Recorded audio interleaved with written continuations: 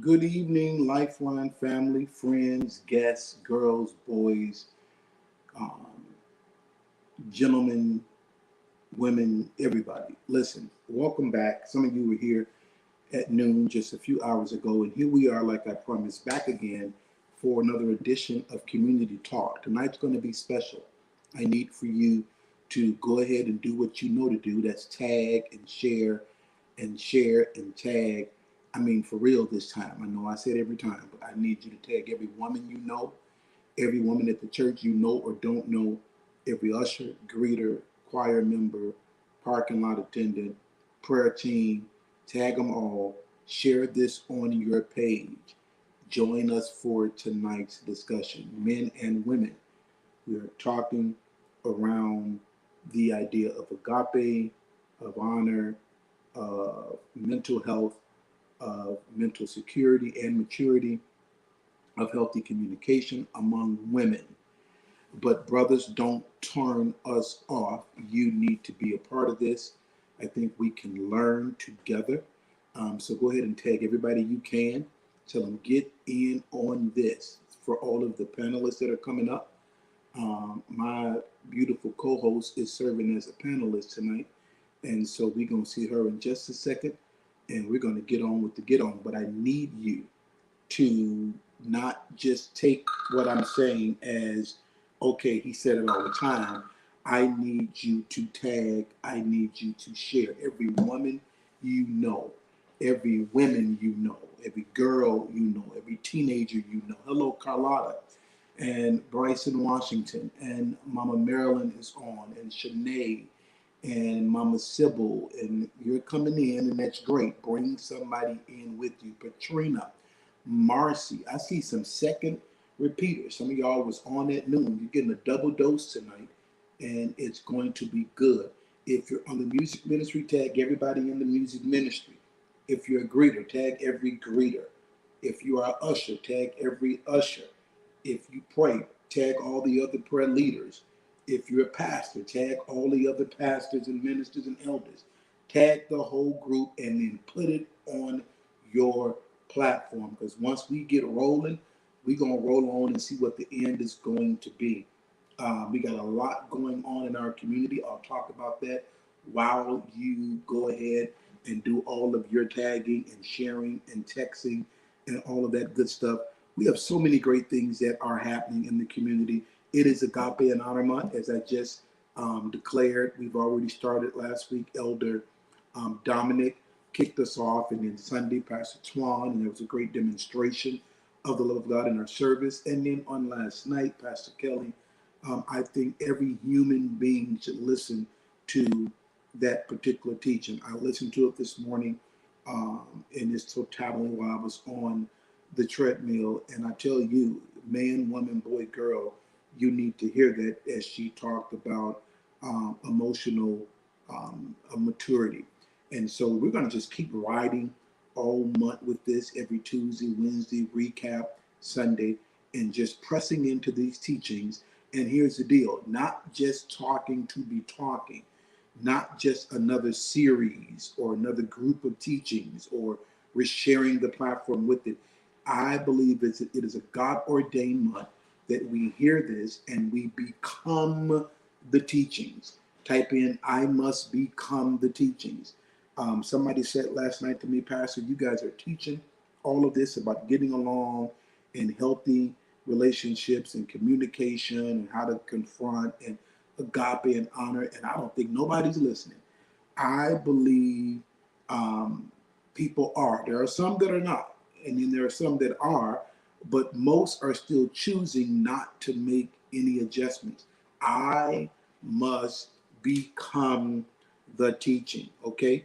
And so we got Agape and Honor Month, and then Sunday is Mother's Day. We salute and honor every mother figure, every woman, because whether you have biological children or not, you are a mother.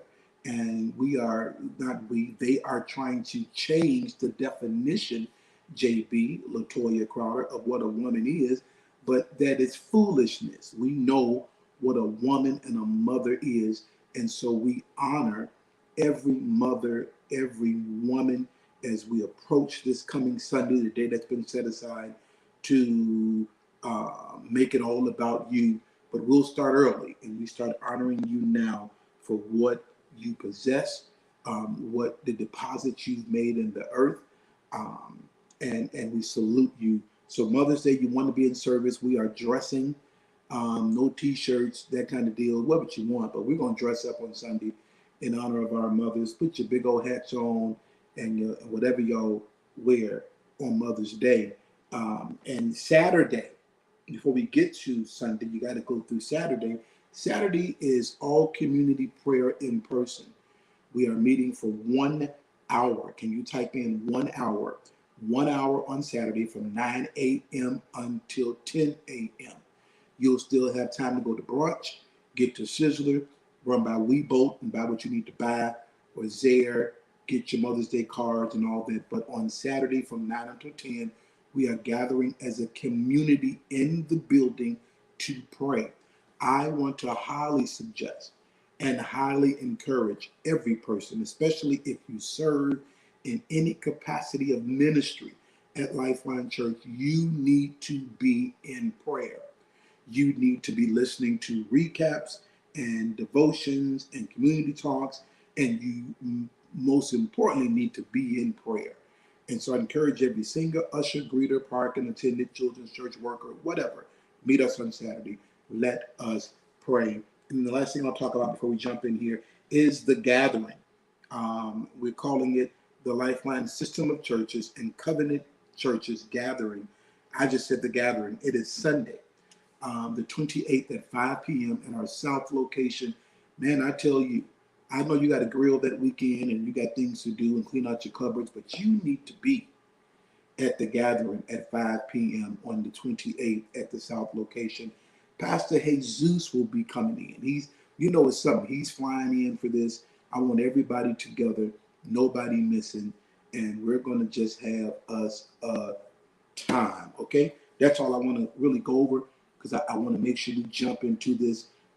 If you can bring up all of these special women that are backstage, Pastor London and Sister Sharetta and Sister Jazz and Pastor Kelly and Minister Shantae and whoever else wants to jump on here. There you go. Here we are. Look at they smiling and they are ready. Somebody's missing. Oh, Bridget was supposed to be on, but her grandson's play started late and that kind of deal. Okay, I think I'm hearing myself echo through somebody's phone or something. So y'all may need to work your mute button until you're talking. Y'all say hello to all the ladies that are on tonight. They waving and smiling like Vanna Black. Come on here. I want to. I'm still hearing myself. Y'all hear that echo? Not anymore. Do you have your phone on, or is it me? I don't know. Yeah. Okay. Well, here's the deal. Look at JB. He ain't spoke to nobody but Jazz. Hey, Lady Jazz. Look at him. Okay, listen. I want to talk about this area of agape and honor and healthy communication and emotional maturity and that thing, because I believe, and we'll get to a point with the men later this month, but as long as I've been leading in ministry, not just Lifeline Church, but prior to Lifeline even, there has always been an undercurrent of schism when it comes to women, whether in church, out of church, whether in the streets, in the family. There has always been this, I love, but I don't get down. I love, but I don't fool with her. I love, but I got this against. And there's always been this thing. And I said demonic undercurrent, not calling anybody a demon, but I said demonic undercurrent because it is not the will of God, and it is the enemy that's behind it. Because I believe, and we'll just talk about even our culture more tonight, I believe we need one another when it comes to women. I believe you have great things to offer. I believe you have great things to offer one another, to build one another. And the enemy continually attacks that. He continually has us separated or divided or withdrawing or isolated or because of maybe hits we've taken or things that we've been through or receipts that we have. I get it. But at some point, we have to, because we say, the devil may win the fight, but he ain't going to win the war. We got to stop letting him win, period. And I think we have the ability to do that. And so I want to hear my first question. I want to hear from you all. What do you think? And I'm just going to ask questions as a host that you may even already know the answers, or they may even seem silly, but I don't know who's watching. I don't know who we're reaching tonight. And so I want to make sure that we cover it all. What do you think as women, whether you've been a part of it or not? And I want to make this clear. I said we have some winning women on tonight, not to denote that these women have made it. They have covered it all. They're perfect. They're going to help y'all tonight. I think we're all flawed. I think we're all imperfect. Pastor Kelly made that perfectly clear, even in her teaching. But I think you're worthy of speaking on this matter tonight and sharing even some of your journey. What do you think the problem is among women in this seemingly continual schism? Talk to me tonight.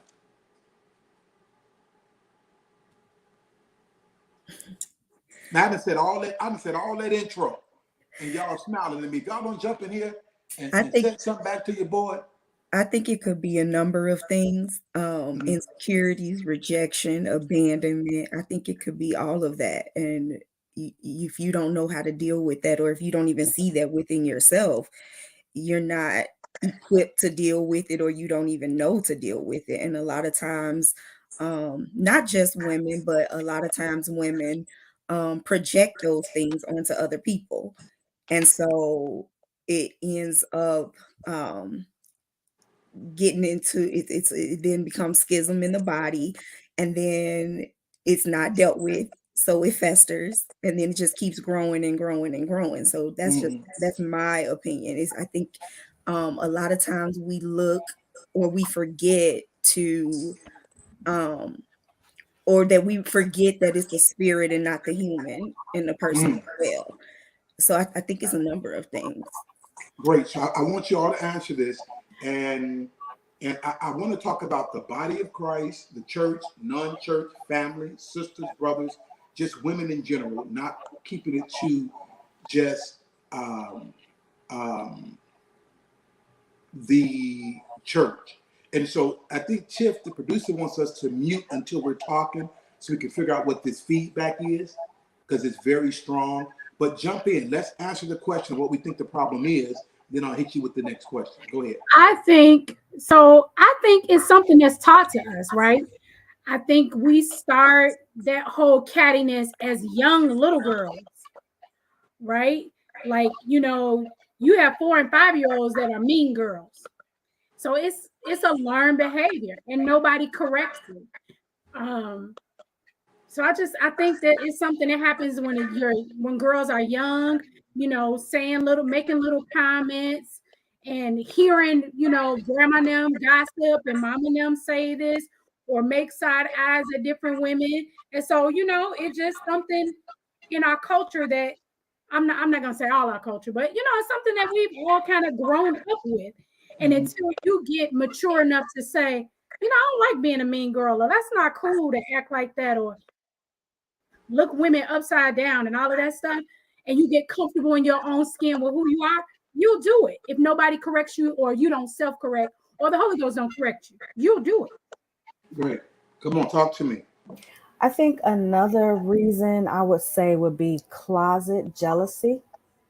That could be an issue because sometimes because you're not, you're girls or whatever, and if you're jealous, sometimes you might not portray that or let the person know, but there could be closet jealousy. And I say that because a lot of times as women and people, period, we compare ourselves with others, or we look at what somebody else is doing, and we think that because we're not doing that, or because we're not doing what God has called us to do, we're a little bit jealous of somebody else. So yeah, I don't get down with her, I don't get down with them because they're not gonna. I don't think people will say it, but I think looking at what somebody else is doing, and you might not be doing what you're supposed to be doing as far as your purpose is concerned, closet jealousy could be an issue.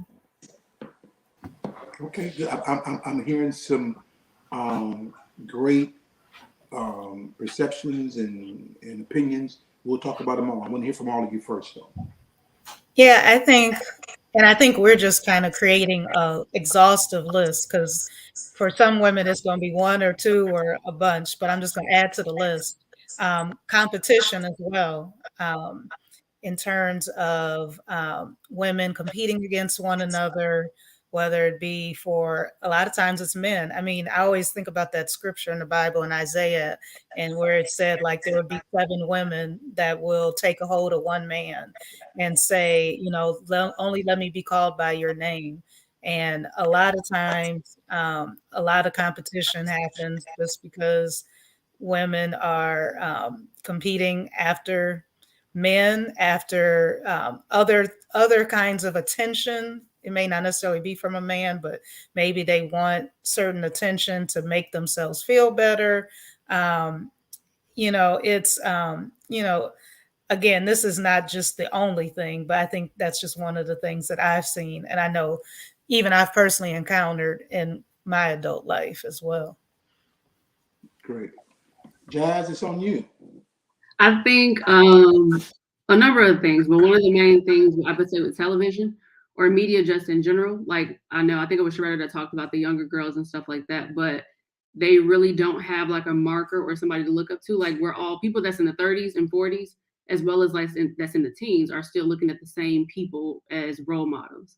So people in the music industry and stuff like that. So I think that takes an extreme effect. And I also think that we have not been properly fathered. I know you mentioned that, Pastor, in one of the services, how you'll dive more into it, like as far as like Father's Day and stuff. But with that comes like the sense of rejection and that insecurity, like really heavy. So without having that, you tend to have those things. So yeah, and also understanding love, like not really knowing what unconditional love is because we haven't experienced it or know how to embrace it. Yeah, I think what everybody has shared, there is no wrong answer. I think they're all very legitimate, and they can be found among any woman at any time. I believe, if you're going to talk scripture, that we must be taught out of things. And I don't think we have been taught or properly taught how to healthily disagree, how to lament over our past, how to deal with the things that are literally killing us in terms of rejection, the insecurity. The father piece is major, especially in the Black church. One of the hardest groups to pastor in the Black church is Black women because of a father issue. And I'm not saying that it's extreme and they give you hell, but it is difficult to do the basic pastoring with Black women, like giving instruction, trying to help navigate, because they've not had that figure, and so they've had to come up on their own with how they're going to go through life. And when someone comes and says, hey, you should do it this way, or you should wait on this, or you should navigate this way, it's like, I don't know, because I've never had that figure to do such a thing. I think these are all major pieces, but regardless of what the piece is, we must teach through them. And so I don't want to make it just about Black, but I want to talk about our culture tonight, because we are really struggling in this area. Pastor Carbo says, Pastor Lisa just said to me, there's a lot of hurts, disappointments, things that happen to many of us women as children that have never been addressed, have never been healed. And a lot of us women act out of childhood dilemmas that haven't been addressed. Okay, you should be on the panel, Pastor Lisa. You should go through the back door and come on here. Throw some black stuff in the black gel in your hair, put a little grease on, and come on backstage. Here is the deal. But what she said is absolutely correct. But here's the concern that I have, and I want you to answer this. She says there's a lot of things that have never been dealt with. Well, we've been saying that for a long time. Answer me, ladies. Why are we not dealing with it? Some of it is you don't know to deal with it.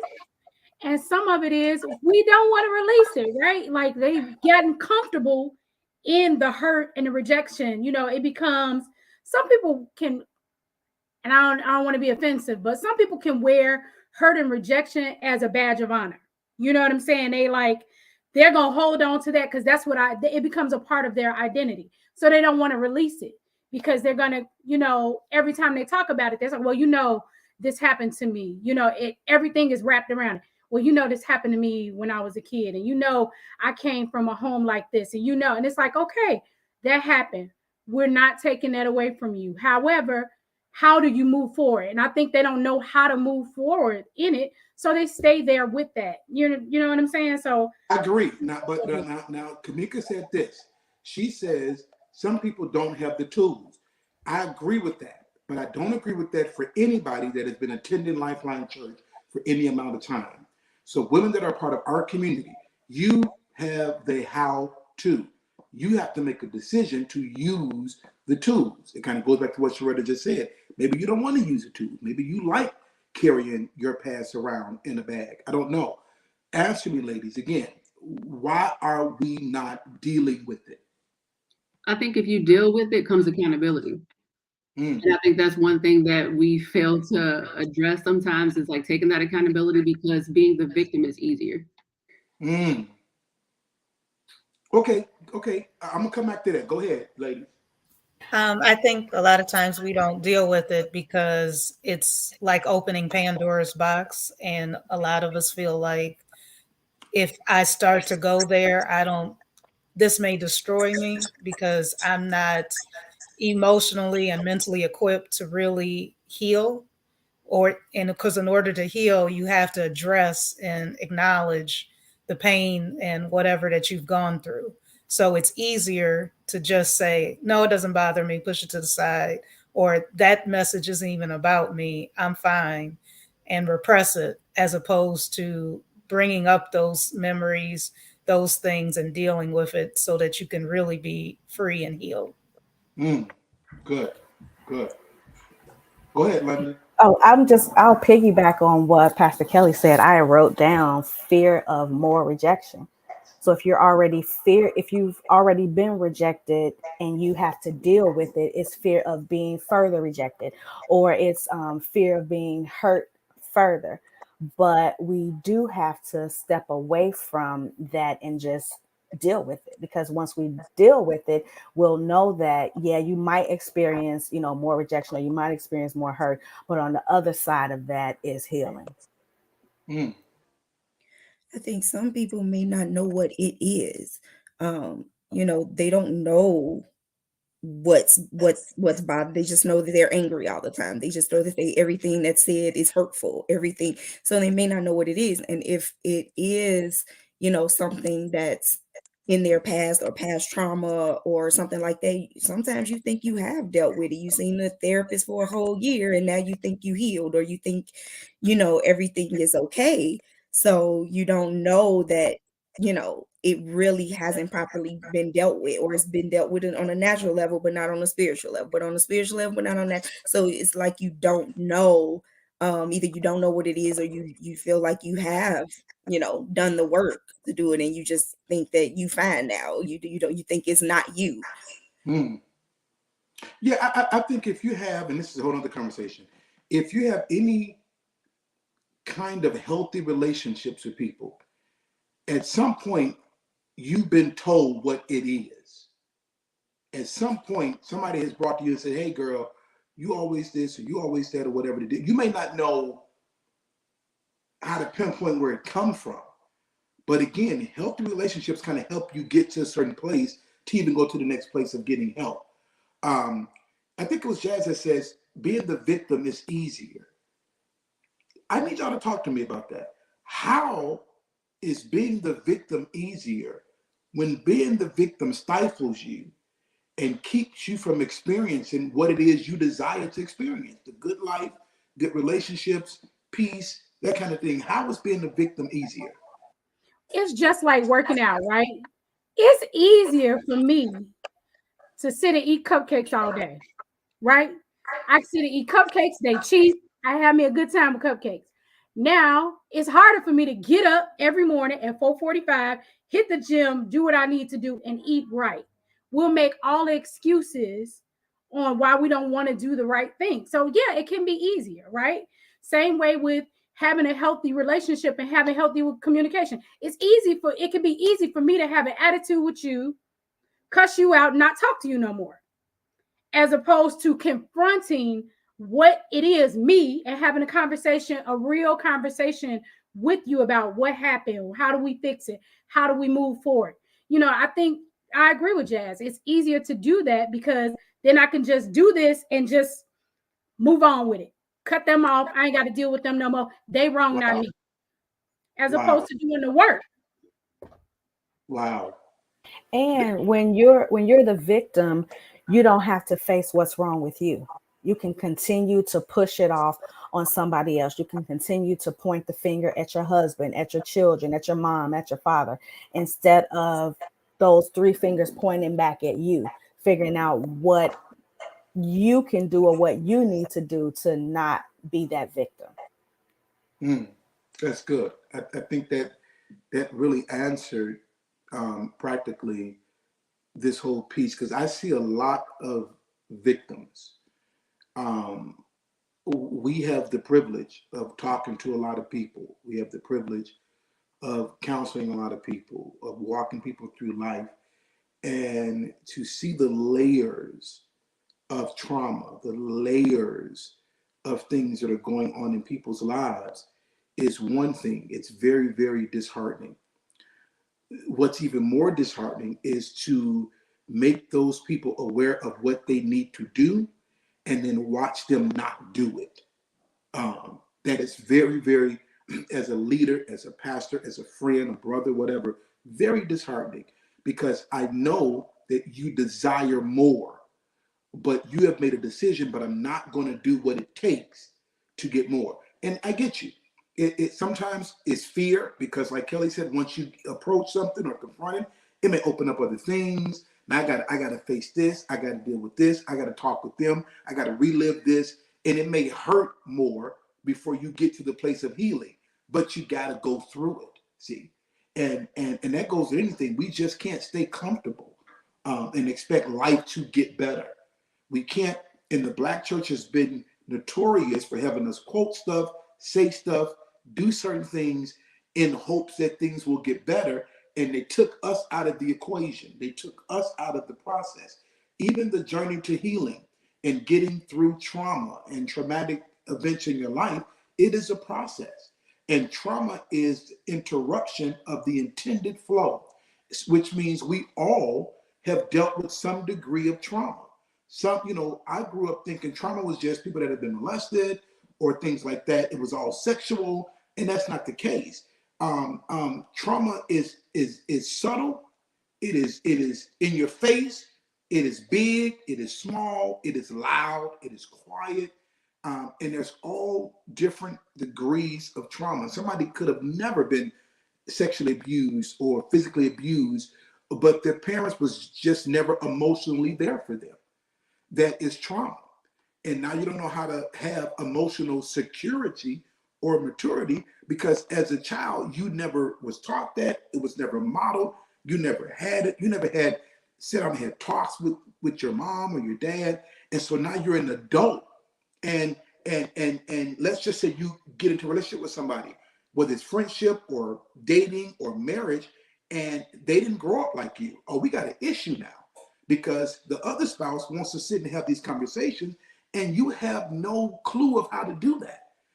You don't want to do that because you're used to avoiding. You're used to putting it on the back burner. You're used to just not saying anything and let's just laugh and eat dinner tomorrow. No, we have to have these conversations. And I think when it comes to women, I don't like the deal of I just don't like to talk. Women talk. Women talk, okay? And they may not talk with the right people about the right things, but they talk. Even if something happens to a woman, within 48 hours, at least 5 of the women that they trust or think they trust know about it. Within 48 hours. That's may not be for everybody, but for a bulk of women, that is the truth. If you got two close friends, two good trustworthy friends or girlfriends or whatever in the church, at the job, at the club, in your family, me and baby sister get along, but I don't talk to my middle sister, she's going to know within 48 hours of what has happened to you. It may take forever for the person that actually harmed you to find out or have this conversation. That's what we need to fix. Why is it? And again, questions may seem like these are dumb questions. Why do women avoid certain levels of confrontation? Talk. You know what? I'll bring up what Marcy said. She says some people are traumatized about confrontation because they haven't been taught how. Yeah, they haven't been taught how. Or, Marcy, they've seen confrontation go bad. They've been taught or they caught the wrong way of confrontation. So I saw my mom confront her sister and they got to fight. I saw my dad confront my mom and they ended up getting divorced. Or I only saw chaos that came from confrontation, so I stay away from it. I get it. All the things that we've learned in our past can't continue to be an excuse of why we don't move forward. Come on, finish talking to me about why we avoid confrontation.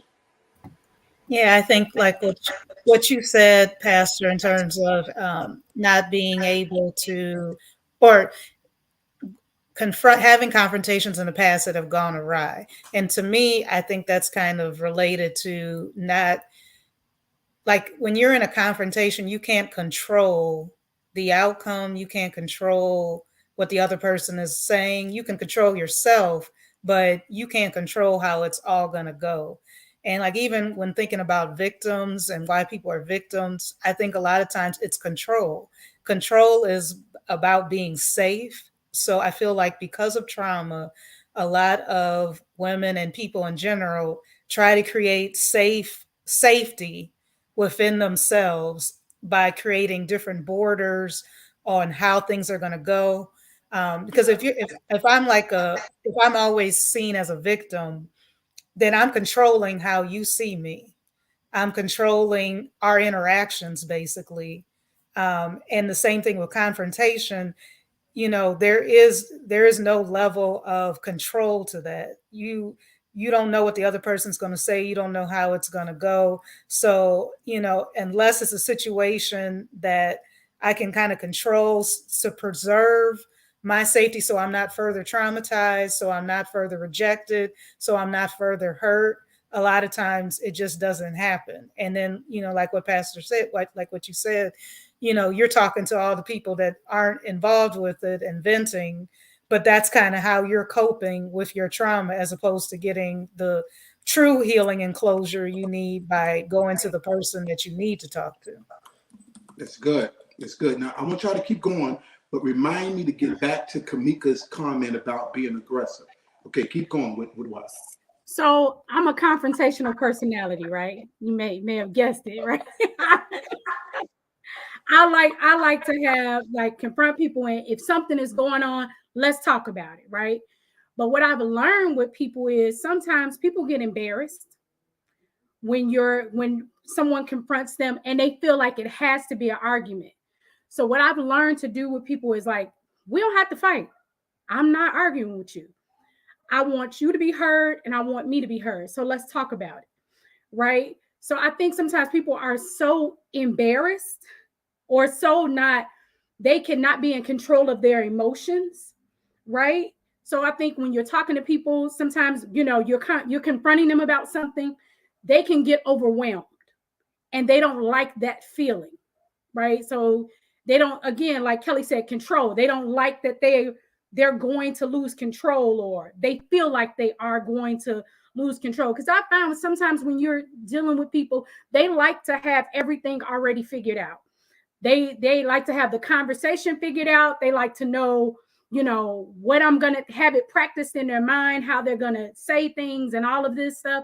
And when they don't have that, that makes them feel almost kind of caged in and boxed. And so they're embarrassed of how they may react. That has been my experience with people. Good. That's very, very, very good. And so I think, you know, you kind of cool with your confrontation. You know, anybody else on here is a confronter. You have the confronter. Okay, yeah, we knew you had it, Shantae. We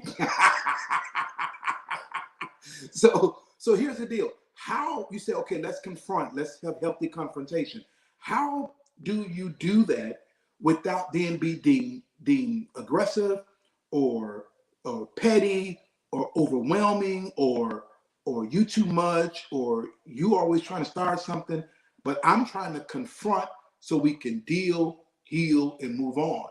How do you deal with people like you just explained, Sharetta? Because I still got to confront you. And I'm not coming at you crazy, but you're still up in arms, like, wait a minute now, and you losing control and that kind of deal. How do you deal with that? I think you have to lay the perimeters out and let people know, you know, because people automatically, you know, they'll feel like, oh, they being aggressive, they ready. And it's like, no. And then to tell people, now you know my heart, right? You know me. I'm just trying to talk to you. If you're not ready right now, I'll give you a minute. This not gonna, you know, we're not gonna do this for 6 months now, but we're gonna come back to this conversation. And you know, and you come back to them. But I think you also too have to, in being confrontational, I've learned to not just, hey, such and such. I've learned to let people know, I'm just trying to talk to you. I want to talk it through. Do you need a minute? Do you need to like gather yourself or whatever, you know, before we have this conversation? And so far so good. It's worked. You know, people have gotten themselves together. And then I've had people like, even like, you know, some of my teachers and stuff like that, they get overwhelmed or whatever. And I've had to stop, give them a hug. Like, I'm telling you this because of this reason. We need to talk through this because of this, you know, and that most of the time, like I said, I've, you know, been blessed that it'll bring them down and they'll know, or just letting folks know, you know, my heart, you know, I'm not being facetious. Right. That's good. Shantae, the other confronter. I don't know that I've learned how to because I'm such a person that I feel like I don't have time for this. Let's do this and so we can move on. I'm that type of person. But I have been told that I'm aggressive, and this was like years ago, even as a teenager. You know, Tay, why you gotta come at them like that? Or why you, and I'm like, well, what other way is there to say it? You have my name in your mouth. Now I'm here, so let's deal with it. I'm coming to you. You know what I'm saying? And I'm also giving you the opportunity to tell your side of the story, because this is what I'm hearing. You know, so that's the little girl stuff. Now, I don't know if I've gotten any better, but I stop and think before I just come to the person. You know, I have to think about, okay, Shantae, how can you say this in a nice way? Or how can you be nicer? Because the way I talk to Sharetta may not be the way that I could come to Jazz. I think it depends on the relationship. I think it depends on the words that you use. And so now I have to take some time to think. And Sharetta, I totally get what you're saying. I think it's intimidation because they're not ready. They weren't ready for you to come and bring this to them. So now they don't have time to lie. That's number one. They ain't got time to get it together and things like that. But that's what I've, in older adulthood, have been doing, trying to you know, watch my words and see how I can approach each particular person, because everybody's different. So are we really, and we're gonna get to the next thing in just a second. Are we really, ladies, are you really responsible for having to do all of that just to approach somebody, be direct, and speak the truth in love? Is that really your responsibility? Absolutely. Because, you know, people get offended because you got lint on your shirt. Of course. So is there ever a time that I can just go to you, be direct, speak the truth in love, without having to prepare all of this to come and say, hey, is there ever a time? It depends on who the person is. Like with my husband, I can absolutely do that. Absolutely. I could come barrel guns, bang. He already know. He's like, yeah, he gonna take it how he take it, right? But somebody else, I have to, handle you with kid and gloves. Because women are they're the Bible talks about how we're the weaker vessel, meaning you're more delicately made in a sense. Do you have to do all of that with women? Absolutely. It depends. Again, it depends on who it is. Like it depends on what the relationship is. Like, even with my mom, though, I'll have to do that sometimes with my mom. And because she is from a different generation than me, and because she's my mom, sometimes having a conversation with her, it gets a little, because she comes from a generation where she said what she said and she don't want to talk about it no more. And I come from a generation where we want to talk about it. We're going to keep talking about it till we come to some resolve, right? And, not being disrespectful, but I'm like, hey, Mom, like, I'm not done with the conversation right now. I still don't feel good about this. And she's like, you just want to argue. No, ma'am, I don't want to argue, but I want to get to the end. And where did that come from? Talk to me, ladies, real quick about, and I know the answer, just want you to put it out there. Where people, you mentioned that about your mom, but I see that a lot. People think that everything is an argument brewing. Where does that come from? I think a part of it may be that strong Black woman mantra, where it's just like, this is what I said and what I say goes. So once it's challenged, it's just like, oh, now you coming for me in my spot, or now just coming for me, basically. Okay. Or everybody wants to be right. I think everybody wants to be the one that's in the right. Nobody can accept being wrong. So they're going to argue you down until they find a way to make you think you're right. Okay. Yeah, I think a lot of past experiences, of where you've had to kind of fight, basically. So now you've kind of conditioned yourself that if somebody's telling me something I don't agree with, or that's opposite what I'm thinking, that it automatically has to be a fight or an argument. And it doesn't, it's just your perception on it. That's what I've learned in marriage and whatnot, that, we can have disagreements, we can disagree and still, be good with one another. We don't have, like, I could say the sky is blue, you could say it's pink. Don't be threatened by the person's opposite view. I think a lot of times we just get threatened by it and think that, well, if they think that, then, we can't get together. We can't agree on all these other things. And really, that's what the enemy tries to do. He tries to bring division, and we have more in common than we even know. And I'm the person that's going to pull out every book or Google everything to prove to you that the sky is blue. You know what I'm saying? Like, I'm going to show you that the sky is blue. You're not going to sit here and keep saying that the sky is pink, and I know it's blue, and I have proof that it's blue. But that part, Shantae, like, you ain't got to be right, though. Exactly. That's what I'm saying. Everybody are. Like, you got to realize that some people aren't on the same level. And I think that's also a problem, too, when it comes to women, like, conversing with one another. Like, we don't acknowledge where we are on the levels. So it's like, like she said before, I have to communicate with Sharetta differently than I have to do with, Shantae or something like that, because everybody is not at the same place. And then also, I like to say having a conversation to understand versus trying to prove your point, because then that's the problem. I think a lot of us women have that issue where it's just like Shantae said, I'm gonna give you all the books, all the facts, exhibits, and everything to show you that this is what it is. But we ain't always got to be right, though. Like, like sometimes you just, the prophet Kenny Rogers said, know when to hold him and know when to fold him. Like, sometimes you just gotta let it be what it's gonna be. You said it, okay, but we keep going around in this. Why we gotta be right? But that's the and thing, after you be beating up the other person with all of your facts, what is the relationship that's left at that point? Nothing. Like, I don't know, but they better know that the sky blue. They ain't gonna talk to you no more. Listen, I'm gonna start calling Shantae Minister Thug. Come on here. This is our thug minister right here. She go listen. It's hard being Shantae's friend. I can attest to that. Okay, but check this out. But check this out. You says know when to hold them, know when to fold them, that kind of deal.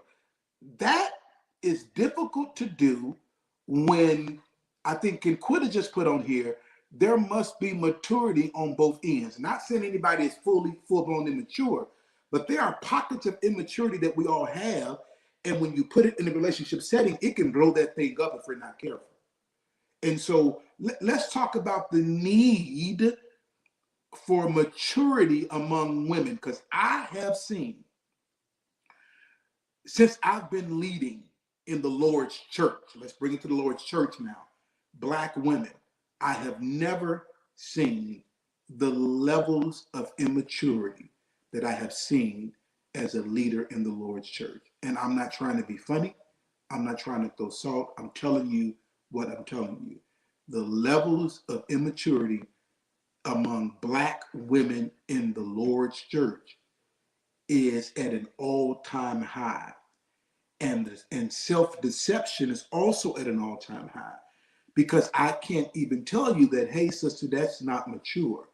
And we need to, deal with that. No, I'm grown. And because we point back to our age, to our receipts of accomplishments to prove that I'm not, immature. You can have a doctorate degree, a PhD, and still be immature in some areas. Let's talk about maturity, emotional maturity among women. Should I ask the question first? Why is it, like I just said, so many Black women are emotionally immature? Talk to me. My answer is the unfathered part.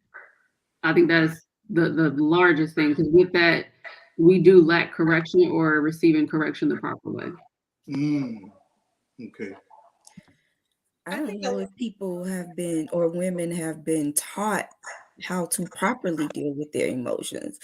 Everybody just says women are emotional, and I think people just run with that, or women just accept that.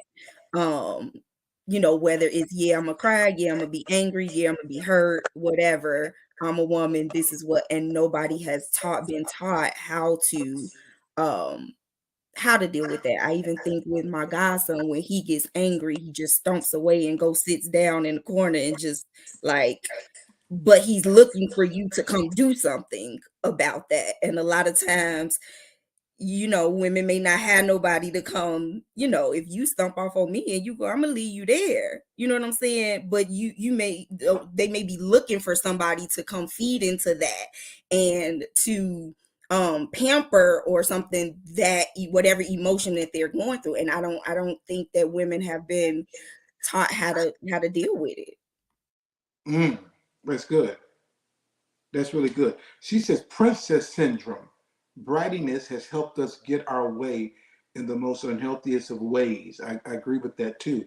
Kamika said, I've always had to stop and ask myself if I'm being rational or emotional, and self-correct before I make my next move. That goes with growing in maturity, to know that, hey, let me check myself first. Because we're talking about women, but men are emotional as well. Men may not sit in the corner and cry, but they may break a window or do something else crazy, cut out of not being able to control their emotions. We gotta figure this out. And I think in our church alone, I can say we have been teaching the how-to. I'm sorry, but I cannot go with any person that's been a part of our church for any amount of time to say, well, I just don't know how to do that. I disagree. I think you've made decisions not to make the adjustments in your life, because you have the how-to. The teachings have been plain, from married life to Sunday morning to Tuesdays to special events to Wednesdays. We have taught you how to grow and be better in life. So whatever you're dealing with, whatever your historic makeup is, we've taught you how to apply these things to it and grow from that, get better from that, heal from that. And I don't want to belittle anything, because you get to have these emotions. Pastor Kelly talked about it last night. You get to be angry, but you don't get to sin. And what we're talking about now is how all of these things have now caused us to step over the line and make decisions that are now sinful that cause even more issues. And so we got to at some point sit and say, hey, this is where I am. This is where I want and need to be. And here's what I have to do about that. And I'm just convinced that most people are not doing that. They're not. I agree with you, Pastor. I think one of the things with us, with Black women, it could be like, white women can bust out and get the crying. We don't have that. We don't have that luxury, right? It's like we get the crying, and it's like, girl, get yourself together. You will be okay. So I think we take that mentality into everything, and then you put us in a position of leadership. We feel like that's the strong Black woman. Like, it's got to look like this. We got to be stern. We got to be aggressive. We got to be all these things. And we're afraid, can be afraid, again, embarrassed to let our emotions just completely be what they are. And I really think it physically houses in people's body. Like, that emotion becomes overwhelming to them that they don't know what to do with it. Right. So as opposed to me crying or something like that, I'll get angry. I'll walk away. And so what happens is people retreat. They walk away from it because it's too much. It's overwhelming for them. Do you think? Go ahead, Kelly. I think, generationally, what Black women have had to deal with. I remember as a child knowing. I think I wrote a poem as a child that Black women were the mules of the earth. And it's, if you talk to other races, other people, I've had discussions as an adult with other races, and they would put Black women lowest on the totem pole. These are all kind of trauma that we're like carrying that's affecting our self-image.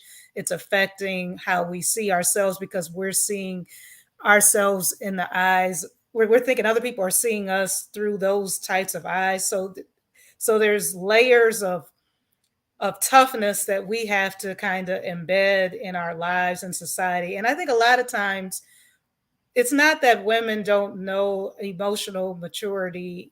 I think sometimes it's selective. I think sometimes they use it in certain situations, but then in others, they kind of take it for granted because they have to be on so much. They have to be on their jobs. They have to be on in society. So that they're not talked about or being seen as the stereotype that I think a lot of times when they come to church, when they are in their homes, they want to they're just like they take their bra off when they come home. They want to take off all of that tough exterior and they just want to talk to people how they want to talk to people. They don't want to have to think about what you're saying before you're saying it to somebody. Like, I've done this all day for 8-10 hours on my job. Like, now I just want to be me and I want you to accept me for me. But then the problem comes if you're continually doing things that are kind of destructive and you're just saying, oh, well, that's just me. Well, no, now this is stuff that you need to heal from as well. But it's tiring to be a Black woman. Years ago, I read this book called Shifting that talked about that very fact of how we have to have this one exterior, just like even you have your fake voice, when you're talking for work or whatever. And then when you're home, all of that is like, that's trauma as well, that you're being a divided person.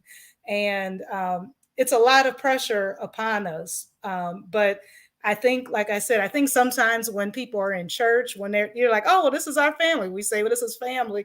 So family sees everything. Family should be okay with everything. I mean, I approached marriage like that initially. I felt like, well, this is the closest person to me. I should be able to talk to them however I want because this is the closest person. And that was not well received by my husband. And I had to learn to be intentional and think about what I'm saying and not just let it all hang out and just, well, this is how I am, accept me as I am. It's not me changing anything. It's about me being thoughtful and considerate and understanding of the other person.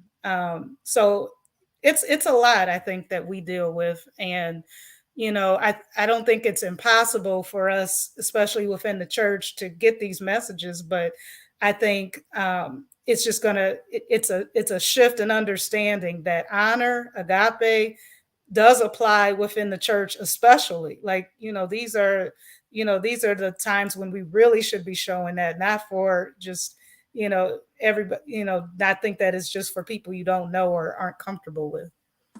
And I think that like Pastor, you said that if you're in Lifeline, you have the how-to.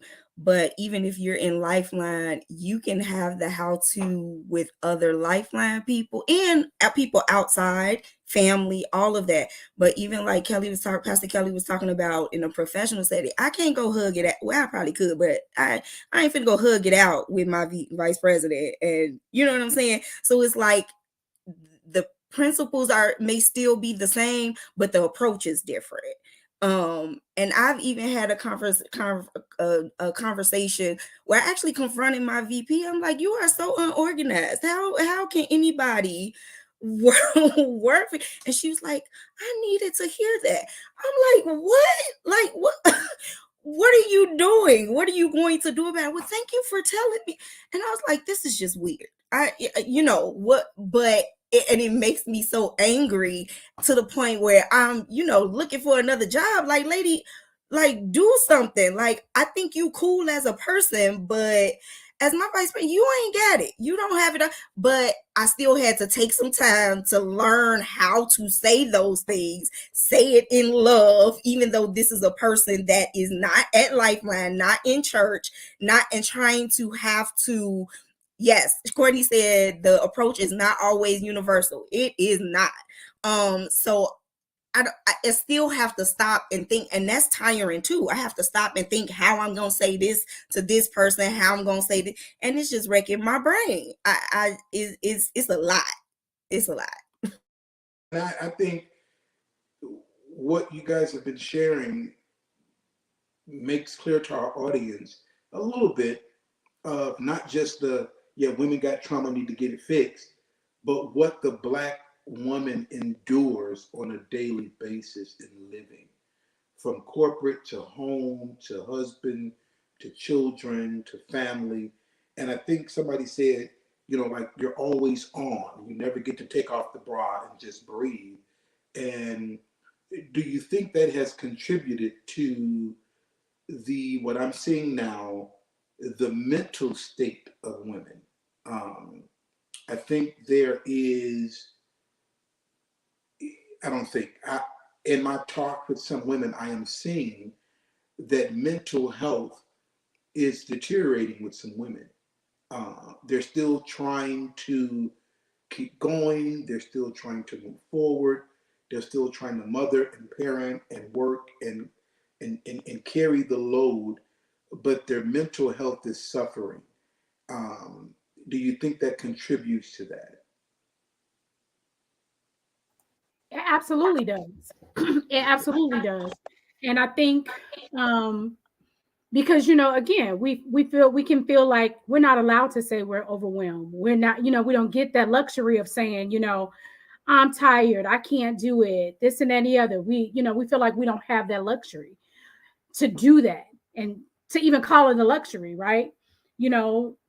Other women that I know, other races, they like, oh, I just went without the kids. It was fine. Like, they'll figure it out. We don't do that. We're like, well, listen, I still got to do this, and this.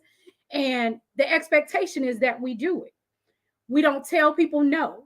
So yeah, it absolutely contributes to that until we come to ourselves and say, listen, this is way too much. Part of it is too past the procrastination, being unorganized and being overwhelmed. Take that all into consideration, because some of it is our mental wellness is not being taken care of because we're not organized. Shantae hit it on the head when she was talking about being unorganized. Being unorganized will take your life into a whole nother, because everything's late, you're running behind, you're doing this, you're doing that. So yeah, it contributes to it. And I think as a woman, we carry so many roles that we have to switch hats. So you carry a role as a woman, and then if you're married, you carry a role as a wife. And if you're married with children, you carry a role as a woman, wife, and mother. Now, when you're dealing with your children and your spouse, you deal with them on two different levels, and you have to know, when to do this for your spouse or when to do this for your child without cutting them all out or without making either one of them feel, I would say, worthless or not worth what they should be. So I think that contributes to mental health with women trying to deal with all of these aspects at one time and try to be the best at all of them. Somewhere, I mean, this is not confessionally right, but somewhere you're going to fail if you're juggling all these balls. You're going to drop one of them. And as women, we try to juggle all of these balls. And then when you're juggling these three balls, you got other balls that's, you got the corporate world that's, hitting in you. Some ball is going to be dropped. And we as Black women, we don't want to drop any balls. So we, as Sharetta said, we overextend ourselves. We add 50 balls to the plate thinking we're going to catch them all. And truth is, we won't. And mentally, we have to be okay with that. Not okay with being a failure, but okay with not having it all together at all times. And I think you women got to do that without feeling incompetent. I think incompetence the feeling of incompetence comes in with wife, motherhood, even at the job. If you go to your boss and you say, hey, I can't do this, I can't juggle all this, you have to be able to do that. Can a Black woman really do that without looking incompetent and like you don't know your job? Tamika Haney put up there, she said, we tired. Here is because I don't, this can go on. I think we should maybe do a part 2, and then after that, bring in the men or talk about the men's side of this. But I want you to answer a couple of things before we log off tonight. No, I want you to answer one thing. I want you to give some positives to what we've discussed of what women can do, just briefly. But I want to start next week with what do you do when you're tired? Because most women won't communicate it, but they're tired. And what do you do when you move into this realm of silence? Because some women have just retreated, withdrawn, and they find something that they love to do in a book or something, and they just go there, never still dealing with. And so I call it this realm of silence. What do you do when you're tired? What do you do when you get to this realm of silence? We're going to pick that up next week. But I want you to close out tonight. I don't want to just end with, women this and women mentally and women this. Give us some grace talk as we leave off. Each person take about a minute and share something encouraging to the women that are watching. I'll start. I think the main thing I've learned over the last few years, maybe into my 40s, is, and it kind of relates to what do you do when you're tired, but it's a positive thing, is rest, is self-care. It is realizing that God loves me for me and not for what I do. So I don't have to say yes to all 10 things in order for God to love me, or I don't have to do all 10 things perfectly for God to love me. I don't have to be here and there for every person for them to love me or for God to love me. I understand that if it's something I can do it. But as we always say, no is a complete sentence. And also, only you can take care of you. Other people are not going to be, if you don't take care of yourself, you don't plan your own time, and you don't make sure that your needs are being met, other people are not going to make sure that they're being met. Everyone is, kind of out for themselves. So it's not selfish to take care of yourself and receive the rest of God, receive time for yourself to do things just for you and not for other people. I believe that if more people carved out that time for themselves, doing something positive, doing something healthy, just for themselves, not for anybody else, I think that will help bring some clarity in their life, balance in their life, fulfillment and joy. Because a lot of times we're so overextended, we don't experience joy, and we're wondering why. And it's like, well, you're doing all this stuff for everybody else, but you've forgotten about the most important person, yourself, in terms of, you taking care of yourself. So my encouragement is, make sure that you are taking time for yourself, and getting that rest so that you can be rejuvenated and recharged and experience the joy of the Lord for yourself. Like, don't have it through other people and other things.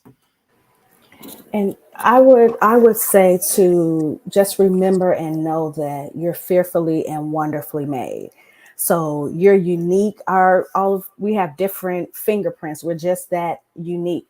So know who you are and be who God has called you to be. And the only way we can do that is by getting in the word and finding out who God has called us to be. So when you know who you are, when you know that you're fearfully and wonderfully made, you won't compare yourself with other people. You won't compete with other people, because the only person you need to compete with is the word on who you should be. So that's one thing I would leave. Just know that you're fearfully and wonderfully made. Be who God has called you to be. And if you don't know, find out who God has called you to be. Amen. The one thing I would say is, first off, I wouldn't want to be anything but a Black woman, right? Being a Black woman is like one of the dopest things in the world, right?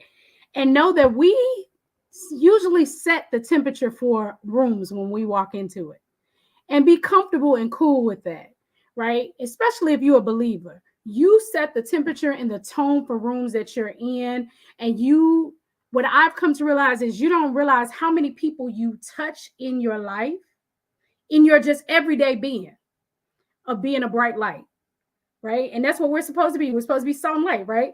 So just accepting that, being comfortable in that, doing what we're supposed to do with people, handling people well, speaking well of, what you believe and all of that makes changes around you. And when you're not there or not in a room or something, people look for you. They're like, man, Sharetta, we missed you in that meeting today. Oh, parents are, just know that even in your neighborhoods and all of that stuff, know that you are making a difference in places that you are. It's good. So good. Go ahead. I would say be you. Don't try to be nobody else. Don't try to, adopt anybody else's gift. Don't try to know who you are.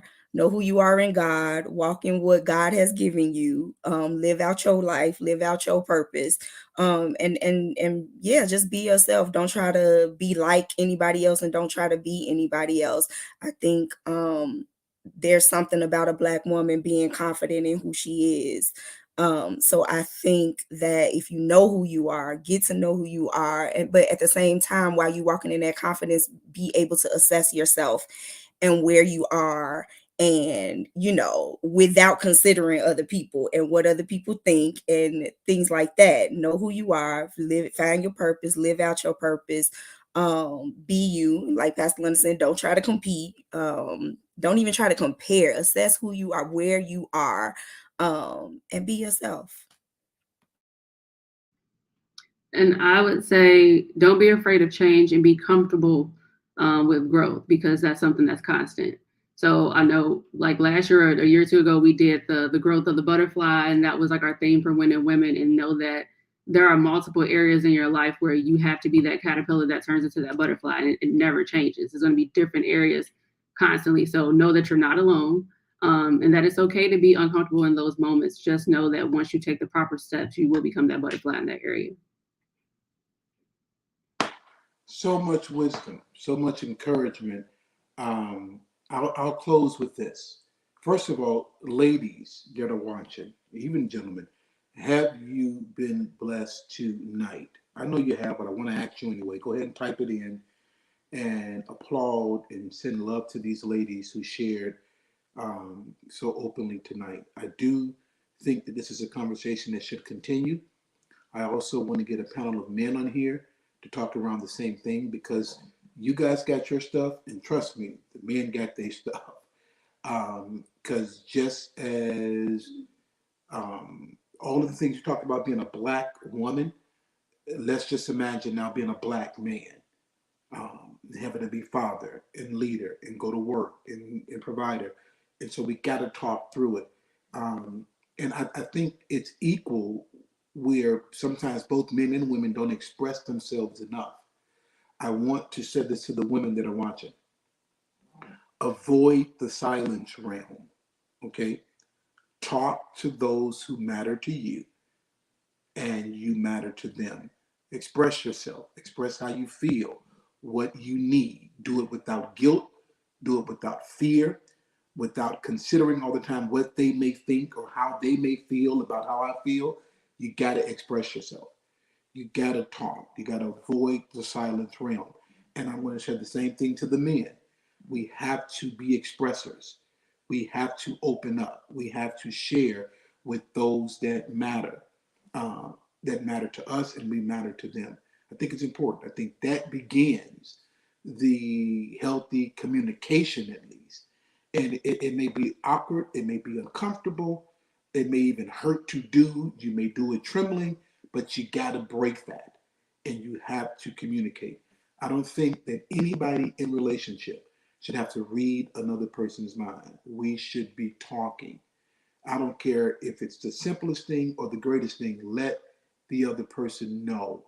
Yes, April, we can send questions and our concerns to address to me. Yes, you can. Lord, today, see, y'all coming at us already.